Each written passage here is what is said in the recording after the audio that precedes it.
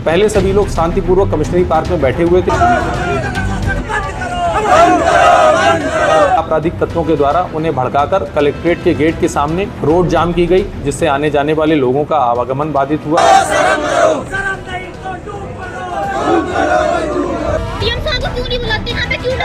आपसे बता दी गई, इस तरीके से बात नहीं होती है।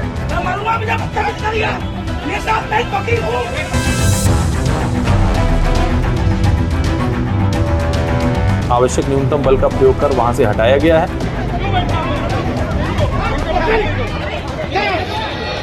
मेरठ में छात्रा ललिता गौतम हत्याकांड को लेकर बुधवार को बड़ा बवाल देखने को मिला। न्याय की मांग को लेकर कलेक्ट्रेट पहुंचे प्रदर्शनकारियों और पुलिस के बीच जमकर हंगामा हुआ। मामला इतना बढ़ गया कि पुलिस को लाठीचार्ज करना पड़ा और कई लोगों को हिरासत में ले लिया गया। दरअसल 16 मई को बीए की छात्रा ललिता गौतम की हत्या कर दी गई थी।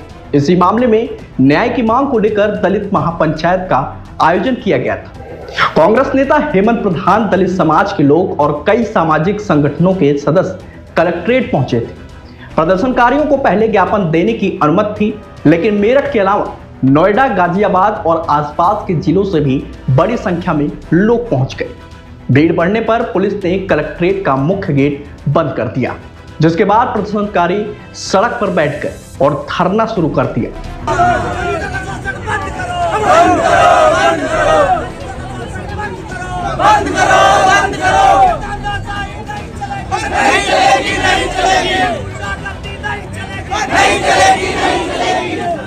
जिससे कमिश्नरी चौराहे पर लंबा जाम लग गया।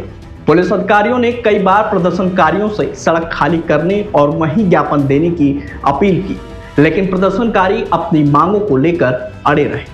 करीब 3 घंटे बाद एसएसपी अविनाश पांडे मौके पर पहुंचे। पहले उन्होंने प्रदर्शन कर रहे लोगों को थप्पड़ जड़े, फिर पुलिस वैन में घुसकर लोगों को पीटा, जिसके बाद शाम करीब 4:30 बजे पुलिस ने लाठीचार्ज कर दिया। इसी दौरान नोएडा से आए एक अधिवक्ता रवि गौतम ने पुलिस वैन के अंदर गमछे का फंदा बनाकर आत्महत्या करने की कोशिश की, जिसका वीडियो भी सामने आया है।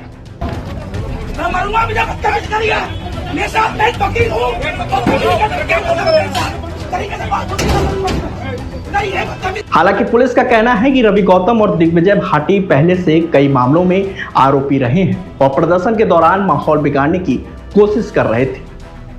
प्रदर्शनकारियों का आरोप है कि पुलिस ने उनके साथ मारपीट की और हिरासत में लेने के बाद पुलिस वैन के अंदर भी उनकी जमकर पिटाई की। वहीं सोशल मीडिया पर भी कुछ वीडियो वायरल हो रहे हैं, जिनमें कथित तौर पर पुलिस कार्रवाई दिखाई दे रही है। पुलिस ने मौके से 50 से 60 लोगों को हिरासत में भी लिया, जिनमें से करीब 20 लोगों के खिलाफ कार्रवाई की गई है। बाद में पुलिस ने प्रदर्शन, सड़क जाम, सरकारी कार्य में बाधा, सीएलए एक्ट के उल्लंघन और अन्य धाराओं में 13 नामजद और 50 अज्ञात लोगों के खिलाफ मुकदमा दर्ज किया है। देर रात तक पुलिस 7 आरोपियों को गिरफ्तार कर चुकी थी, जबकि बाकी आरोपियों की तलाश जारी है। ठीक है, आगे आप लोग की मर्जी।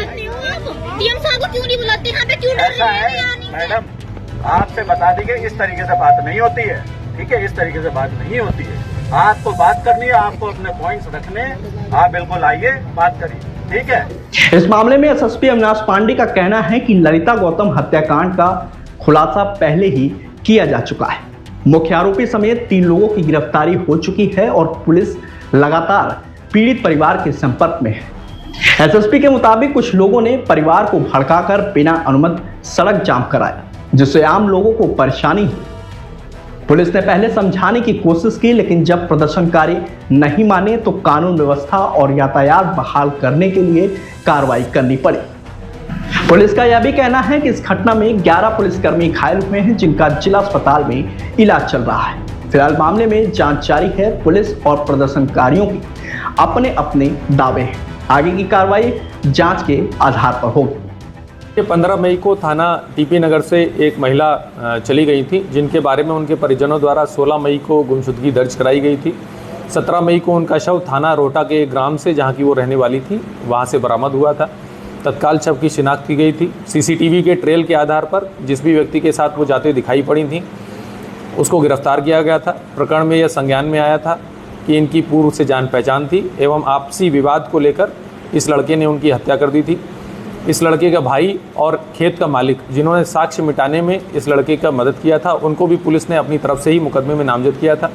इस मुकदमे की विवेचना क्षेत्राधिकारी ब्रह्मपुरी के द्वारा की जा रही थी। इनके द्वारा लगातार जो भी पीड़ित पक्ष है उनसे बात की जा रही थी। कल भी वो उनके घर गई थी और जितने परिजन हैं उनके द्वारा विवेचना पर संतुष्टि भी जताई गई थी, जिसके वीडियो साक्ष्य भी हम लोगों के पास मौजूद हैं।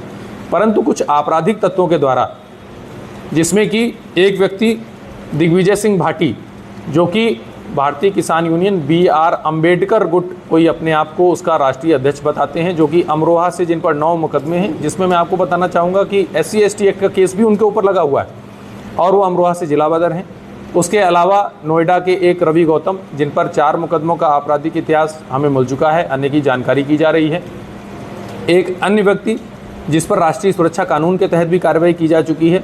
ऐसे व्यक्तियों के द्वारा भोले भाले लड़कों को, जिसमें कई नाबालिग लड़के भी शामिल थे, जिनसे हमने जब बात की तो उन्हें प्रकरण का ABCD कुछ भी नहीं पता था कि क्यों हमें यहाँ पर बुलाया गया है, उनको भड़काकर पहले सभी लोग शांतिपूर्वक कमिश्नरी पार्क में बैठे हुए थे। सभी अधिकारियों द्वारा उनसे वार्ता की जा रही थी। उनसे ये भी कहा गया था कि जिसको भी ज्ञापन देना है या जो भी विवेचनात्मक बिंदु आप चाहते हैं वो हमें लिख के दे दीजिए।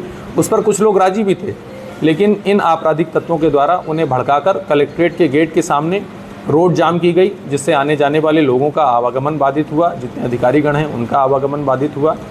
इनसे लगातार वार्ता जारी रही, लेकिन बहुत लंबा समय निकल जाने के बाद में और सारी चेतावनी इन्हें दिए जाने के बाद में इनको आवश्यक न्यूनतम बल का प्रयोग कर वहाँ से हटाया गया है।